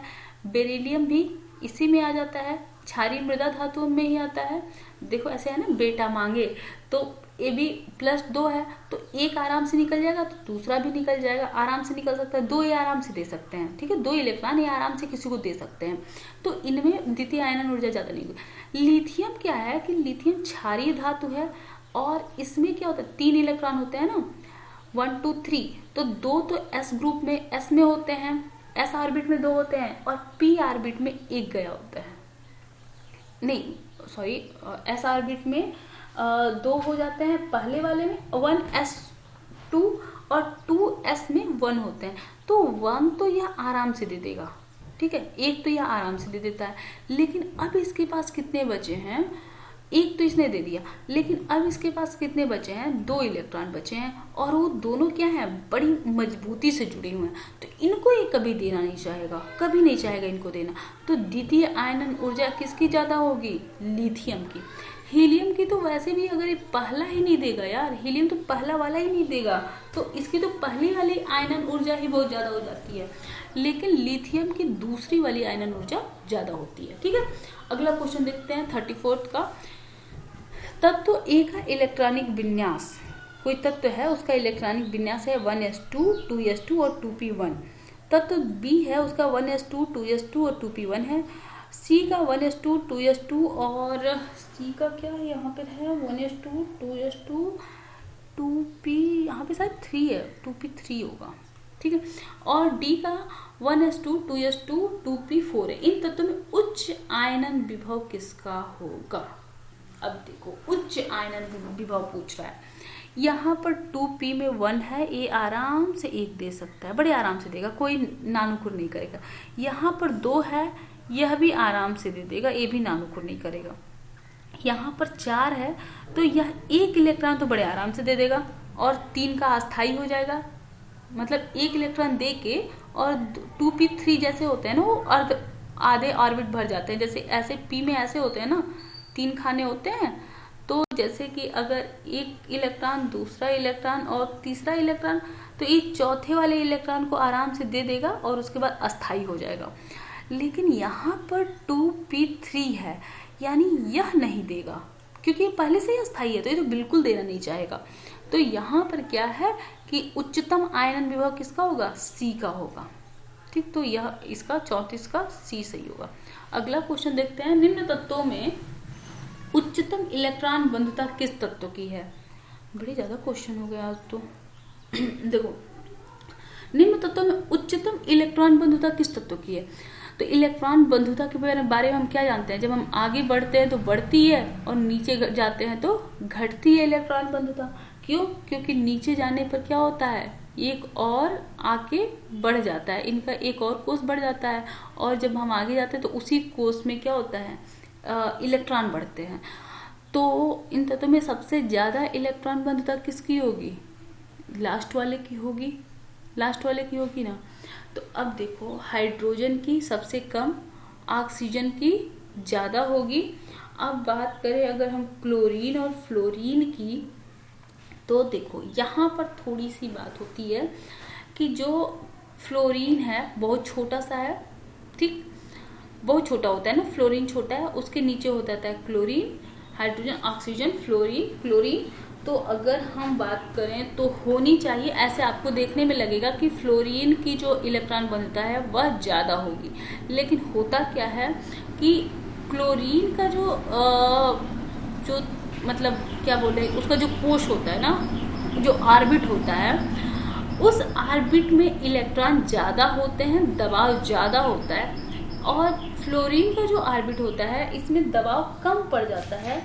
इस वजह से जो क्लोरीन होता है उसकी इलेक्ट्रॉन बंधुता जो होती है वह फ्लोरीन की इलेक्ट्रॉन बंधुता से ज़्यादा होती है। यह क्वेश्चन वो पूछते भी इसी वजह से हैं कि सामने वाला परेशान हो जाए, उसको समझ में न आए, वह थोड़ा सा कंफ्यूज हो जाए। तो यह क्वेश्चन एक पूछते भी कंफ्यूज करने के लिए ही है।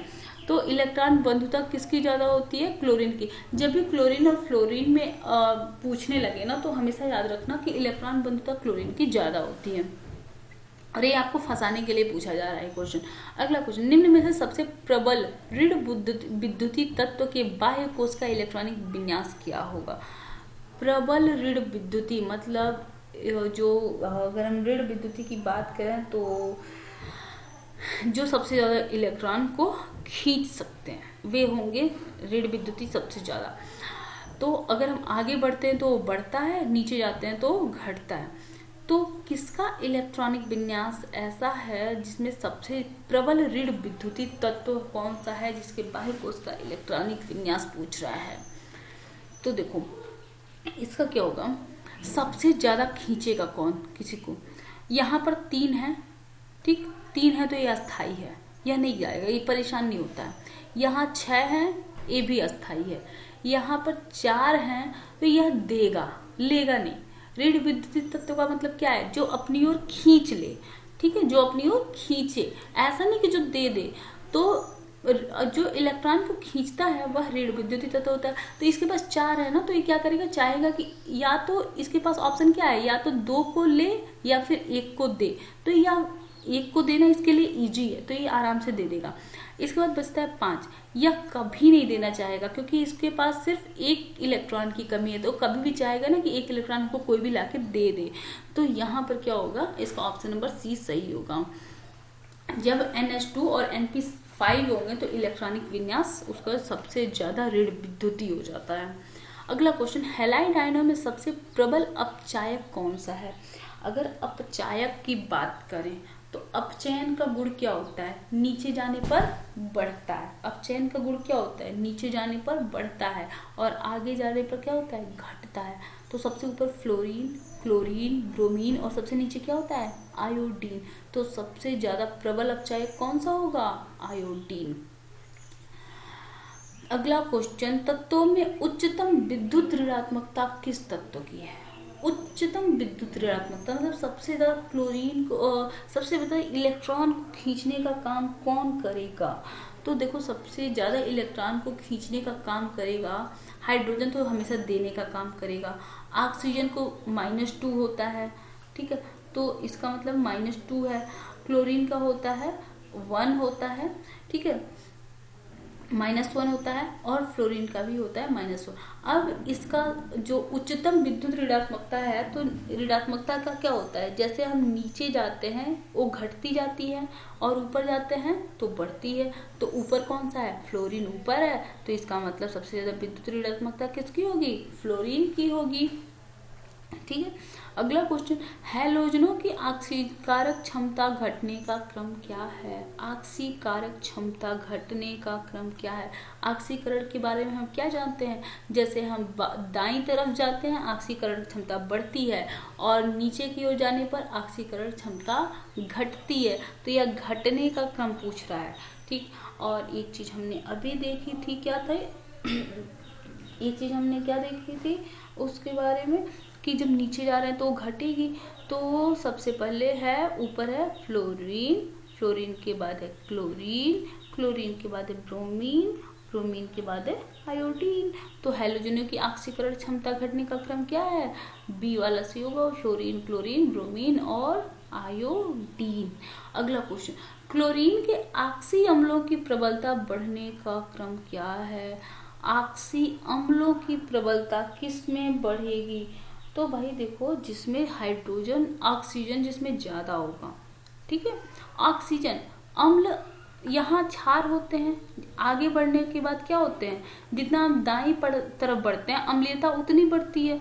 तो जितनी ज्यादा अम्ल होंगे, मतलब जितने ज्यादा उस तरफ के तत्व होंगे, दाईं तरफ का तत्व जितना ज्यादा होगा अम्ल उतना ही ज्यादा होगा, ठीक है। तो यहाँ पर हाइड्रोजन के साथ क्लोरीन है, क्लोरीन के साथ ऑक्सीजन है, और ऑक्सीजन जहाँ पर सबसे ज्यादा होगा वही क्या होगा, सबसे ज्यादा प्रबल अम्ल होगा। तो देख लेते हैं HClO HCl2 3 4, तो इसका 40 का ऑप्शन नंबर ए सही होगा, ठीक है। ऑक्सीजन 1 है, 2 है, 3 है और अगले में 4 है। तो जितना ज्यादा ऑक्सीजन उतने ज्यादा उसकी क्षमता बढ़ जाती है। अगला क्वेश्चन देखते हैं, HOCl, HOBr और HOI ऐसे याद कर लो, क्लोरीन, ब्रोमीन और आयोडीन अम्लों की प्रबलता घट रही है, अम्लीयता घट रही है, और अम्लता क्या होती है, दाईं तरफ जाने पर बढ़ती है, नीचे जाने पर घटती है, ठीक है। तो जैसे हम नीचे जाएंगे वो क्या होगी, घटेगी। तो सबसे ऊपर क्या होता है, क्लोरीन, ब्रोमीन, आयोडीन। इनको याद करने का, फ्लोरीन, क्लोरीन, ब्रोमीन और आयोडीन होते हैं। तो फ्लोरीन तो है नहीं, क्लोरीन, ब्रोमीन और आयोडीन है। तो जहां पर क्लोरीन, ब्रोमीन, आयोडीन अगर लाइन से दिख जाए वही सही होगा। तो बस ऑप्शन नंबर 1 का सही हो जाएगा, ठीक है, क्लोरीन, ब्रोमीन, आयोडीन, ठीक है। अम्लों की प्रबलता घटने का क्रम। अगला क्वेश्चन, इनमें से उदासीन ऑक्साइड कौन सा है? उदासीन पूछ रहा है, जो किसी से जिसको कोई मतलब नहीं हो, उदासीन यानी न्यूट्रल हो। तो याद रखना, कार्बन मोनोऑक्साइड जो होता है ना वह न्यूट्रल होता है, नाइट्रोजन ऑक्साइड न्यूट्रल होता है, ठीक। तो यहाँ पर नाइट्रोजन ऑक्साइड दिया हुआ है। ये वाला देखो, यहाँ पर मैंने कुछ लिखा हुआ है, इसको जरा रट लेना, तो इनको जरा रट लेना, क्योंकि इनमें से क्वेश्चन बन सकते हैं। एसिडिक नॉन मेटल मतलब कि जो अम्लीय ऑक्साइड होते हैं, जितने भी नॉन मेटल होते हैं, ठीक है, नॉन मेटल मतलब अधातुएं जो होती हैं ना, वे अधातुएं होती हैं अम्लीय होती हैं, ठीक है। जो मेटल होते हैं वह क्षारीय ऑक्साइड बनाते हैं, ठीक। यहाँ पर कुछ चीजें ऐसी भी आप देखोगे, जैसे कि एसिडिक जो होते हैं वो नॉन मेटल तो होते हैं, लेकिन उनके कुछ अपवाद यहाँ पर दे रहे हैं। जैसे कि देखो, अगर हम बात करें नाइट्रोजन की, सिलिकॉन की, कॉपर, कार्बन की और बोरान की, तो ये सभी अपवाद के स्वरूप में यहाँ पे देख रहे हो कि यह सभी क्या है, नॉन मेटल तो नहीं है, लेकिन फिर भी क्या है, यह एसिडिक है। तो इसलिए इनको याद कर लेना, रट लेना थोड़ा सा, ठीक। अगला क्वेश्चन देख लेते हैं, हम क्वेश्चन पे आते हैं। सिलिकॉन ऑक्साइड, मैग्नीशियम ऑक्साइड और P2O5 और Al2O3 ऑक्साइडों का अम्लीय लक्षण बढ़ने का क्रम क्या है? अम्लीय लक्षण, जैसे ही हम इधर बढ़ते हैं बाएं से दाईं तरफ अम्लीय लक्षण बढ़ते जाते हैं, ठीक है। तो अगर इधर जाने पर अम्लीय लक्षण बढ़ रहे हैं तो देखते हैं मैग्नीशियम, ठीक, क्या है, सिलिकॉन, मैग्नीशियम और एल्युमिनियम P2। तो सबसे पहले क्या होगा, मैग्नीशियम, ठीक। मैग्नीशियम के बाद आता है एल्युमिनियम, एल्युमिनियम के बाद है सिलिकॉन और सिलिकॉन के बाद है फास्फोरस। तो बस यही जहां पर होगा वो सही हो जाएगा, ऑप्शन नंबर बी यहाँ सही होगा।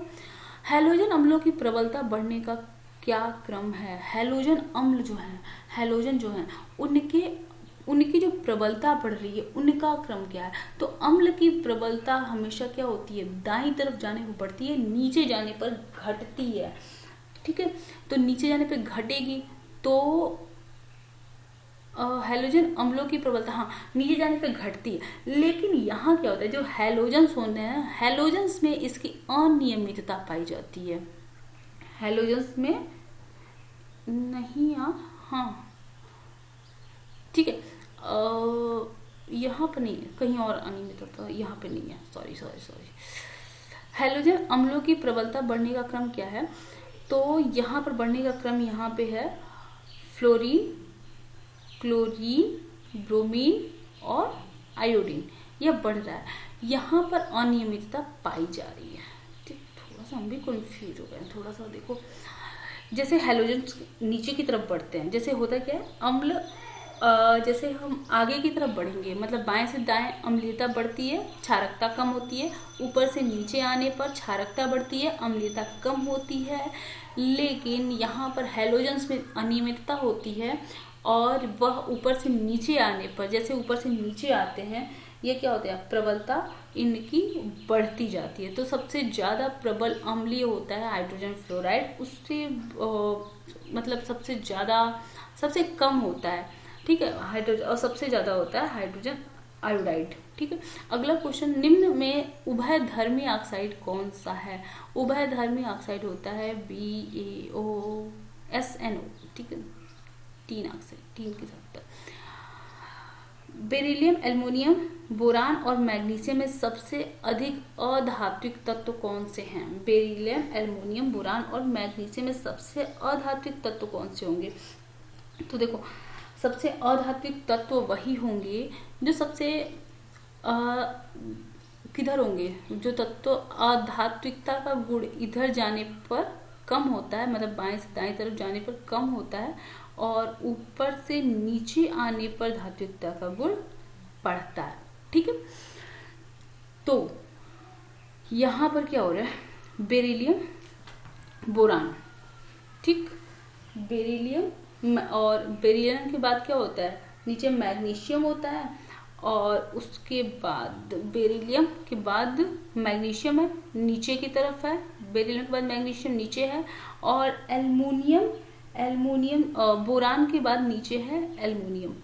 ठीक है, तो जब हम इधर की तरफ जा रहे हैं, ठीक, मतलब दाएं की तरफ जा रहे हैं, तो अधात्विक हो रहे हैं। ठीक है, अधात्विकता का गुण बढ़ रहा है। तो अगर इस साइड में हम कहें तो सबसे ज्यादा अधात्विक कौन सा होगा? बोरान हो जाएगा, क्योंकि नीचे जाने पर अधात्विकता का गुण कम हो रहा है, तो बोरान वह होगा जो सबसे ज्यादा अधिक अधात्विक होगा। ठीक है, अगला क्वेश्चन, कार्बन, नाइट्रोजन, फास्फोरस और सिलिकॉन तत्वों की विद्युत ऋणात्मकता बढ़ने का क्रम क्या है? विद्युत ऋणात्मकता बढ़ रहा है। तो विद्युत ऋणात्मकता बढ़ने का मतलब क्या होता है? ज्यादा से ज्यादा इलेक्ट्रॉन को अपनी तरफ लेना। तो कार्बन, नाइट्रोजन, यहां से जब हम आगे की तरफ बढ़ते हैं तो विद्युत ऋणात्मकता बढ़ती है। तो कार्बन की जस्ट साइड में नाइट्रोजन होता है। ठीक है, कार्बन के बाद नाइट्रोजन ही होता है ना, कार्बन 6वां और नाइट्रोजन 7वां। तो यहाँ का मतलब कि नाइट्रोजन की ज्यादा होगी विद्युत ऋणात्मकता, और नीचे जाने पर विद्युत ऋणात्मकता कम होती है। तो कार्बन, नाइट्रोजन, और नाइट्रोजन के नीचे होता है फास्फोरस। ठीक है, नाइट्रोजन के नीचे होता है फास्फोरस, कार्बन के नीचे होता है सिलिकॉन। ऐसे याद करो अगर, तो इनको ऐसे ही आएंगे, यहाँ पर ऐसे पड़े होते हैं, एक कार्बन और नीचे होता है सिलिकॉन, और यहाँ पर होता है नाइट्रोजन और नीचे होता है फास्फोरस। ठीक है, तो देखो यहाँ पर कार्बन के बाद विद्युत ऋणात्मकता के बढ़ने का क्रम है, यहाँ पर नीचे आएगी तो एक कम होगी, तो सबसे कम किसका होगा? सिलिकॉन का। ठीक है, सबसे कम विद्युत ऋणात्मकता किसकी होगी?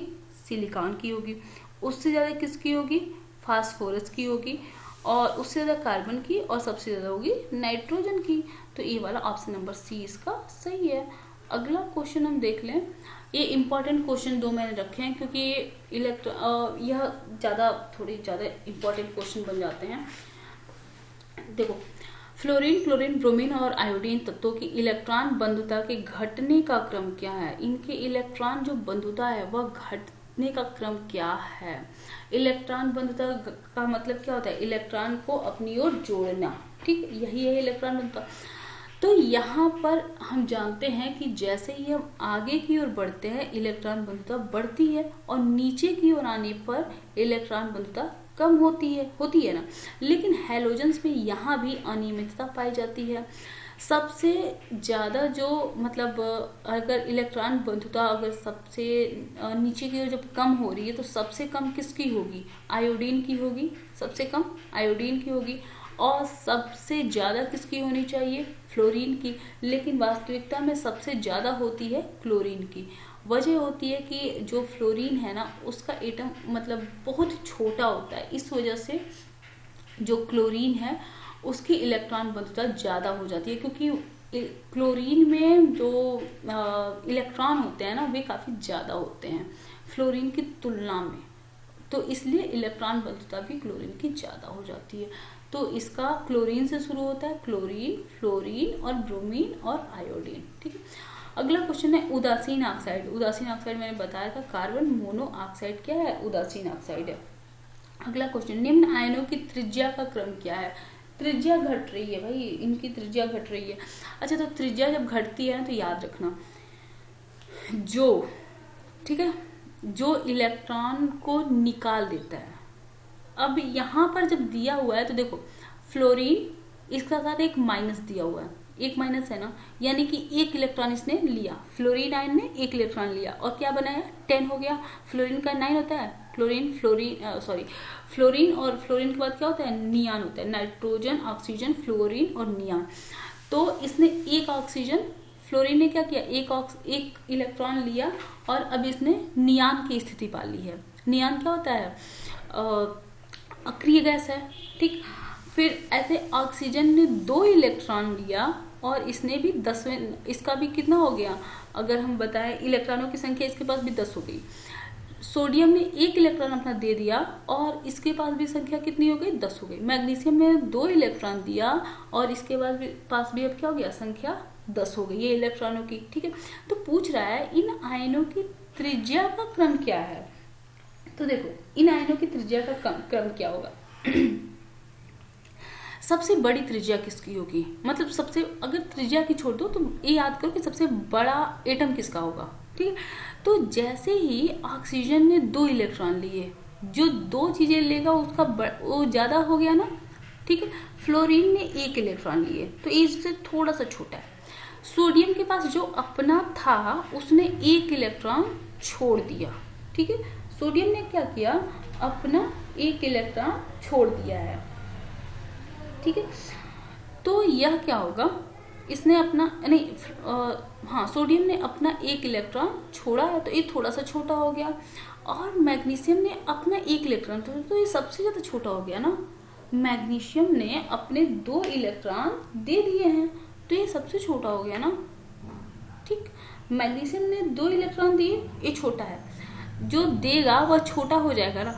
सोडियम ने सिर्फ 1 दिया तो मैग्नीशियम से थोड़ा सा बड़ा होगा। फ्लोरीन ने फ्लोरीन ने 1 लिया, ठीक है, तो वो 1 लिया तो वो बड़ा हो गया, और ऑक्सीजन ने 2 लिया तो वो सबसे ज्यादा बड़ा होगा ना। तो समझ में आ रहा है?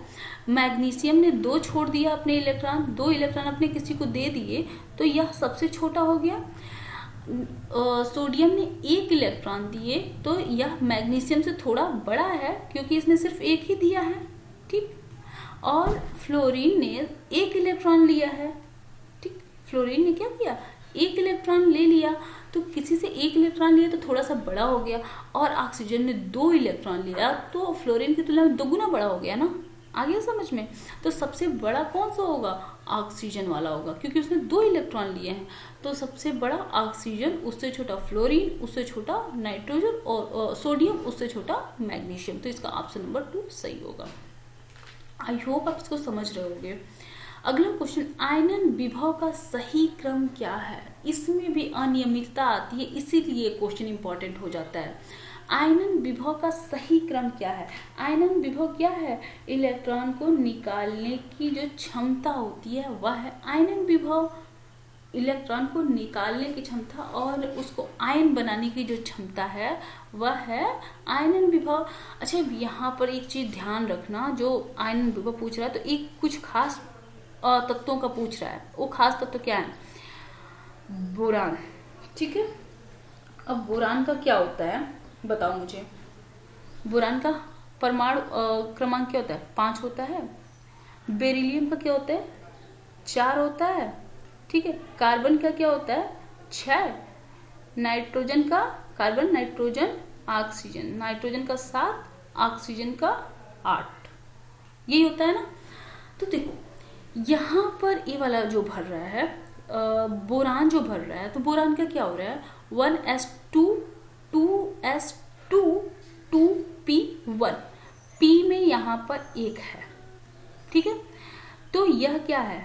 इजी है इसको निकालना। p में 1 है ना, p में 1 है तो उसको निकालना इजी है, और 2s2 आ जाएगा तो वह क्या हो जाएगा? भर जाएगा। उसको निकालना इजी नहीं होगा। 2s2 का क्या होता है? वह अपना एक अभिविन्यास उसने अस्थाई बना लिया है।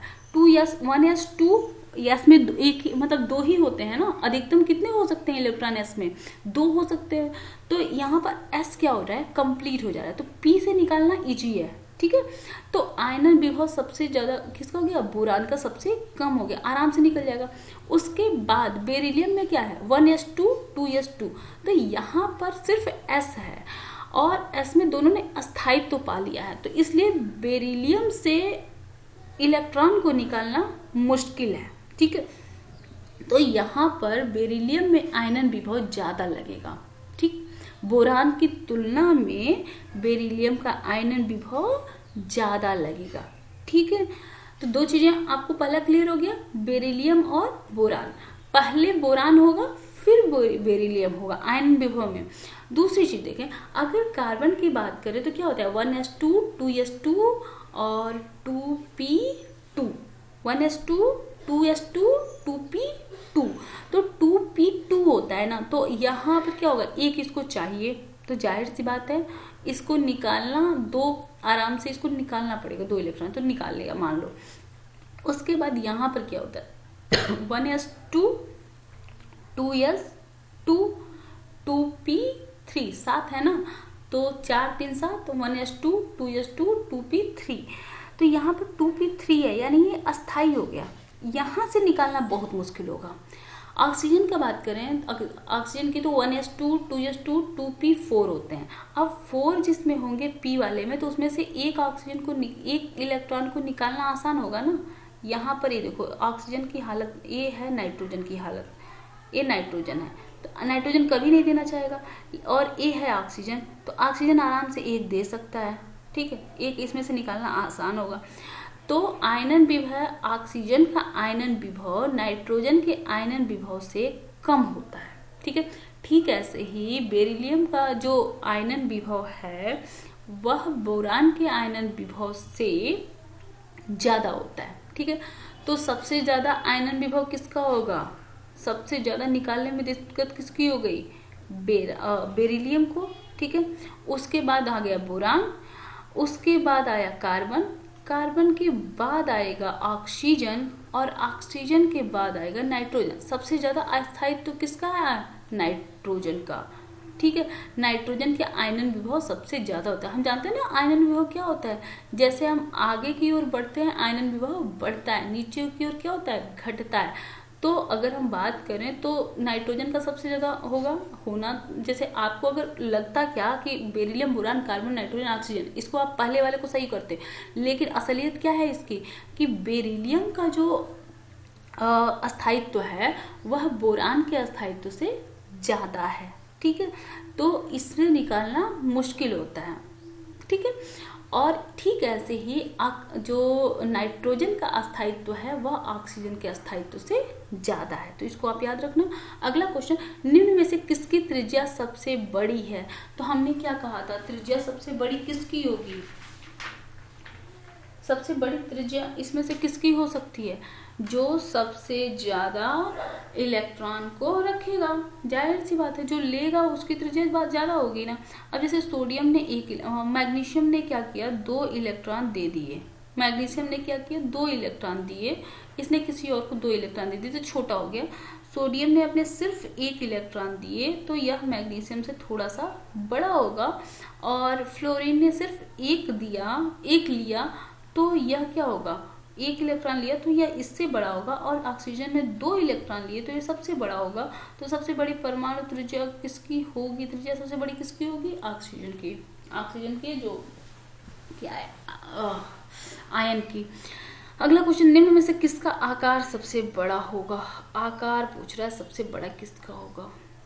तो देखो भाई, जिसने दे दिया उसका आकार छोटा होगा, जिसने सबसे ज्यादा दिया उसका आकार सबसे छोटा होगा। यहाँ पे इसने 4 दिए, 4 इलेक्ट्रॉन दे सकता है तो इसका आकार सबसे छोटा।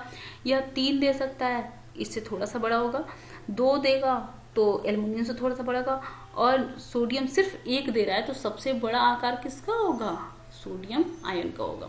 अगला क्वेश्चन, निम्न में से कौन सा उभयधर्मी ऑक्साइड है? उभयधर्मी ऑक्साइड, तो उभयधर्मी ऑक्साइड वे होते हैं जो क्षार के प्रति अम्ल जैसा बिहेव करे, अम्ल के साथ क्षार जैसा बिहेव करे। और अधिकतर ये होते कौन से हैं? जो बीच वाले होंगे ना, उपधातु, वही होते हैं। तो यहाँ पर देखो HNO, ये हो जाता है उभयधर्मी ऑक्साइड, इसी के पास होता है ना, इसलिए। अगला क्वेश्चन, बड़े सारे क्वेश्चन हो गए यार। अगला क्वेश्चन, सोडियम धातु को किस द्रव में रखा जाता है? तो ये तो लगभग सब जानते होंगे कि सोडियम धातु बहुत तेज क्रिया करती है, क्योंकि क्षार धातु में वैसे भी बहुत तेज क्रियाशील होती हैं, ज्वलनशील होती हैं। तो इनको केरोसिन ऑयल में रखा जाता है, नहीं तो पानी के साथ भी जल जाती हैं। देखा होगा वह जादू, लोग पानी में, चलो मैं पानी में आग लगा दूंगा, और क्या करते हैं, पानी में छींटा मारते हैं, अंदर सोडियम होता है, पानी आग पकड़ लेता है। मतलब आग तो पकड़ता है सोडियम, लेकिन लगता है पानी की वजह से आग पकड़ ली। अगला क्वेश्चन, क्षार धातुओं का द्रव अमोनिया में विलयन का नीला रंग किसकी उपस्थिति के कारण होता है? तो वो अमोनिया जो इलेक्ट्रॉन होते हैं ना, उसकी वजह से होता है। अगला क्वेश्चन, क्षार धातु बहुत नर्म और नीचे गलनांक के होते हैं, इसका कारण क्या है? तो देखो यार, धात्विक बंध जब कमजोर होगा तो ये भी होगा। तो परमाणुओं के मध्य दुर्बल धात्विक बंध होता है, इसकी वजह से यह बहुत नरम और नीचे गलनांक के होते हैं। क्या कारण है कि क्षार धातुएं प्रबल अपचायक हैं? देखो, प्रबल अपचायक होने की वजह क्या है ना, कि इनकी आयनन ऊर्जा जो है, पहली वाली आयनन ऊर्जा, मतलब यहाँ से इनको आयनित होने का जो है, वो जल्दी अपना इलेक्ट्रॉन किसी को दे सकती हैं, बहुत जल्दी अपना इलेक्ट्रॉन किसी को दे देती हैं। तो यह वजह होती है, इनकी आयनन ऊर्जा है जो बहुत कम है, यही वजह है कि ये बहुत प्रबल अपचायक हैं। अगला क्वेश्चन, क्षार धातु की अपचायक क्षमता बढ़ने का क्रम क्या है? तो देखो, अपचायक क्षमता क्या होती है? ऊपर से नीचे जाने पर क्या होती है? अपचायक क्षमता ऊपर से नीचे जाने पर बढ़ती है और बाएं से दाएं जाने पर घटती है। तो यहाँ पर देख लो, लिथियम, सोडियम, पोटेशियम, रुबिडियम और सीजियम, ये ऊपर से नीचे जा रहे हैं ना, तो अपचायक क्षमता क्या होगी? बढ़ेगी। अगला क्वेश्चन, निम्न में से कौन सा लवण ज्वाला का लाल रंग देता है? हमने देखा था कि लिथियम था, लिथियम जलने पर क्या देता है? लाल रंग। तो वह किसी के साथ भी जलेगा तो लाल रंग ही देगा। तो यहाँ पर लिथियम क्लोराइड क्या है? लाल रंग देता है। पोटेशियम नाइट्रेट को गर्म करने पर क्या बनता है? नाइट्राइट बनेगा। नाइट्रेट को गर्म करेंगे तो वैसे भी नाइट्रेट को जब भी गर्म करते हैं तो एक निकल जाता है और नाइट्राइट में वो चेंज हो जाता है, तो पोटेशियम नाइट्राइट बनेगा। ठीक है, हमारे क्वेश्चंस कंप्लीट हो गए, लगभग 50 से 60 क्वेश्चन थे, काफ़ी ज़्यादा क्वेश्चन थे ना। और चलो अच्छा हुआ कंप्लीट हो गए। एक बार देख लेना, इसको बेहतर समझ जाओगे। नहीं समझ में आ रहा तो एक बार नोट डाउन कर लेना, बहुत बेहतर तरीके से समझ जाओगे। Thank you for watching my video. और जल्दी अगला टॉपिक लेते हैं। देखो, मुझे टॉपिक में इतना देर इसलिए होती है ना, क्योंकि मैं सोचती हूँ, मैं सारा कुछ पीपीटी बनाने के बाद मैं ये देखती हूँ कि अगर इतना कुछ कोई मुझे बताए तो क्या सफिशिएंट होगा। अगर मुझे लगता है कि नहीं ये सफिशिएंट नहीं है तो फिर मैं उसमें कुछ और जोड़ती हूँ, कुछ और लाती हूँ। मैं खुद को सफिशिएंट, मतलब मेरे लिए क्या सफिशिएंट है, अगर मुझे वो पता चलता है तो फिर वही चीज़ मैं आपको देती हूँ। मैं ऐसा कभी नहीं करती। मैं अपने काम के प्रति पूरी तरह से जिम्मेदार होना चाहती हूँ और जिम्मेदार रहना चाहती हूँ, इसलिए मेरे वीडियोस लाने में लेट हो जाता है। सॉरी फॉर दैट, बट मैं बेहतर आपको जो भी कंटेंट मैं आपको देना चाहती हूँ ना, मैं बेहतर देना चाहती हूँ, इसलिए लेट होता है। Thank you for watching my video और thank you for your support.